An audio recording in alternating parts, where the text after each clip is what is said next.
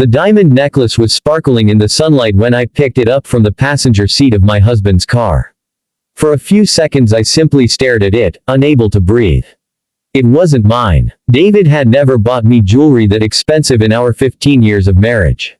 Yet there it was, carefully hidden beneath a leather folder, as if someone had forgotten to take it. When he came home that evening, I held the necklace in my hands and quietly asked a simple question. Who does this belong to? He looked at it for less than a second before smiling confidently. It's for a business client, he replied without hesitation. His answer sounded smooth, practiced, almost too perfect. I wanted to believe him. I wanted to tell myself that I was imagining things. But something deep inside my heart whispered that this necklace carried a truth much heavier than diamonds. That single moment became the beginning of everything I never expected to discover. My name is Sarah Mitchell, and until then I believed my marriage was built on honesty.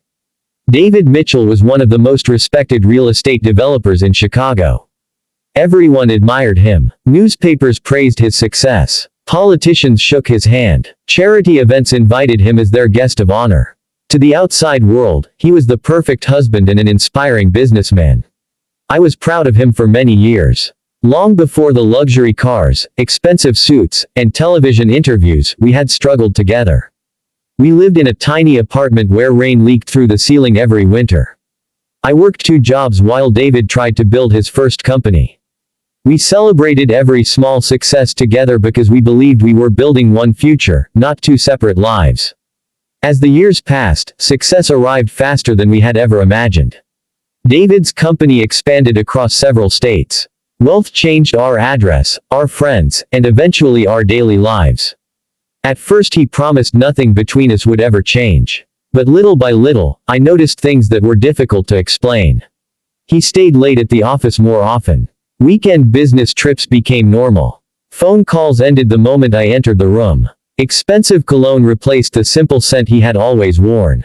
When I asked if everything was all right, he kissed my forehead, smiled gently, and told me I worried too much.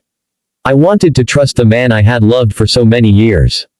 Every marriage goes through difficult seasons, I told myself. Maybe success simply brought more responsibility. Then I remembered the necklace. The next morning, curiosity quietly defeated my fear. I opened the velvet jewelry box again and looked more carefully. Inside was a small receipt from one of the most exclusive jewelry stores in the city. The purchase had been made only 3 days earlier. The amount was more than $20,000. My hands began to shake. My birthday had passed 2 months earlier.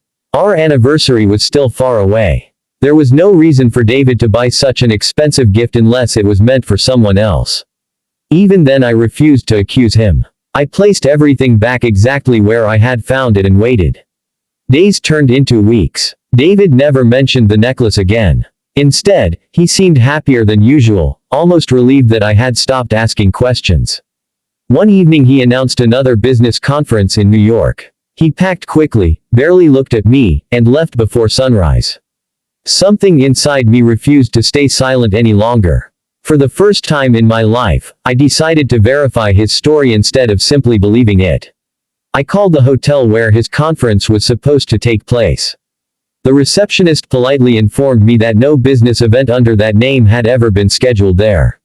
My heart sank. I still hoped there had been some mistake. I called another hotel nearby. Nothing. Then another. Still nothing. By the end of the afternoon, I finally accepted the painful truth. David had lied before he even left home. That evening I sat alone in our kitchen for hours, staring at an old family photograph taken when our daughter Emma was 8 years old. Back then David looked at me with genuine love. I kept asking myself the same question. When had that man disappeared? Had I simply failed to notice, or had success quietly transformed him into someone I no longer recognized? I cried silently that night, making sure Emma, now away at college, would never hear about the cracks forming inside our family. The following week brought another surprise. While organizing financial paperwork for our accountant, I discovered several large transfers from one of our joint investment accounts. The money had been sent to a luxury apartment in downtown Chicago under the name of a company I had never heard of. When I asked David about it after he returned home, his expression changed for only a second before becoming calm again. "It's a confidential investment," he answered. "You wouldn't understand the business details."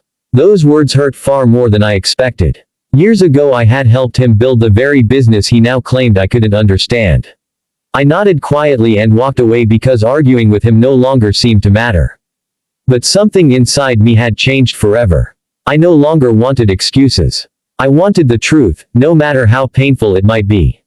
Without telling David, I contacted an attorney, not because I wanted revenge, but because I needed to protect myself before the lies became impossible to escape.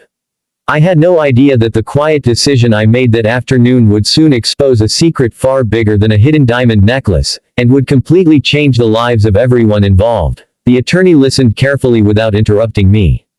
When I finished explaining everything, he leaned back in his chair and asked one question that completely changed my thinking. "Mrs. Mitchell, before your husband became successful, who handled the company's finances and early contracts?" I answered without hesitation. "I did." He smiled gently and asked me to bring every document I had kept over the years. I spent the next several days searching through old boxes in the attic. Inside were notebooks, contracts, emails, investment records, and handwritten agreements from the days when David's business had been nothing more than a dream. Looking through those papers brought back memories of the life we had built together. I remembered the nights we stayed awake until dawn planning the future. I remembered believing that love could survive anything. Yet hidden among those forgotten files was something I had completely overlooked. Years earlier, David had transferred several valuable company assets into my name to protect them from creditors during the company's financial struggles. After the business became successful, those ownership records had never been legally changed. I had never paid attention because I trusted him completely. My attorney carefully reviewed every document and quietly said, "Sarah, these papers may protect far more than you realize."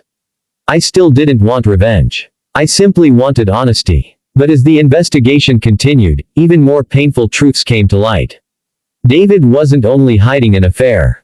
The luxury apartment had been purchased for Olivia Parker, a young marketing executive who had been introduced publicly as one of his company's rising stars. The diamond necklace had been bought as a surprise gift for her birthday. Worse still, company funds had quietly paid for expensive vacations, designer clothing, and countless personal expenses. The board of directors knew nothing about it. Neither did the investors. My attorney advised me to remain patient. Weeks passed without confrontation. David continued living as though nothing had changed. Then one afternoon he proudly invited me to attend the grand opening of his newest luxury development.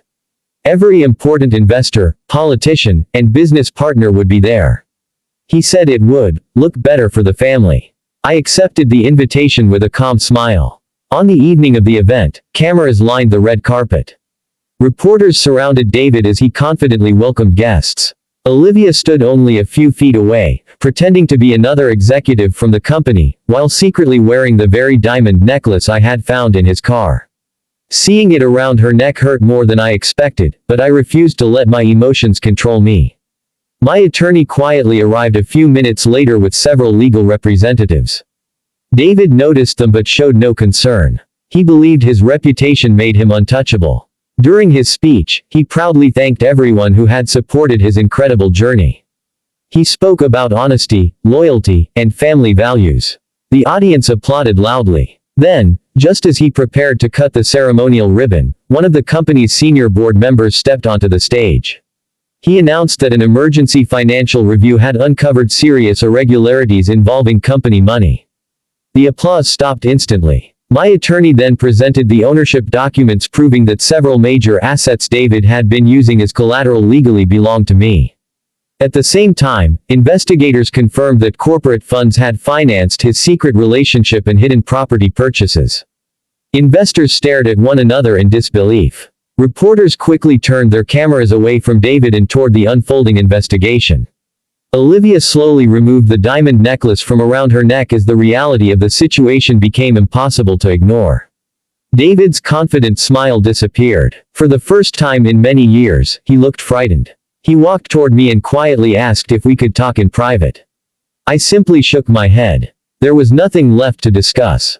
The truth had finally spoken louder than either of us ever could. Within months, David resigned from his position as chief executive. Several lawsuits followed, and many of the people who had once praised him disappeared from his life almost overnight. Olivia ended their relationship as soon as the headlines changed. The mansion he valued so much was eventually sold to settle financial obligations. As for me, I never celebrated his downfall. I finalized our divorce with dignity and focused on rebuilding my own life. Part of the settlement allowed me to establish a foundation that helped women who had been financially manipulated during marriage learn how to protect themselves and start over with confidence. Watching those women rebuild their lives became more valuable than any luxury I had ever owned. A year later, Emma came home from college and hugged me tightly. She smiled through tears and whispered, "Mom, I'm proud of the way you handled everything. You showed me that strength doesn't need to shout." Her words meant more than any courtroom victory. Looking back now, I realize the diamond necklace was never the real discovery. It was simply the first crack in a wall of lies that had been growing for years. Sometimes the truth arrives quietly, hidden beneath an ordinary car seat, waiting for the moment when we finally have the courage to face it. And in the end, the greatest victory was never exposing David's betrayal.